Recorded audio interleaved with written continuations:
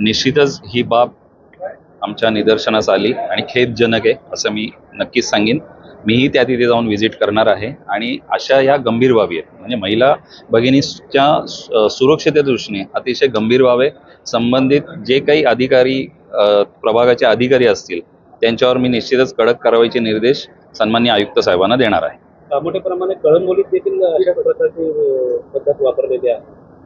नाही, हे अत्यंत चुकीचं आहे. त्यामुळे जे प्रभागातील अधिकारी असतील, खालच्या प्रभाग स्तरावरचे अधिकारी असतील, जे हेतू परस्पर या गोष्टींकडे दुर्लक्ष करत असतील तर त्यांनी आता प्रशासकीय मानसिकतेमधनं बाहेर यावं एवढंच मी त्यांना सांगेन. कारण आता लोकप्रतिनिधी जागरूक झालेले आहेत.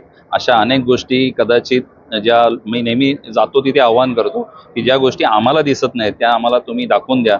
त्यामुळे काही लोकप्रतिनिधींच्या निदर्शनास नागरिकांनी या गोष्टी आणून दिल्या त्याबद्दल मी नागरिकांचेही आभार मानतो.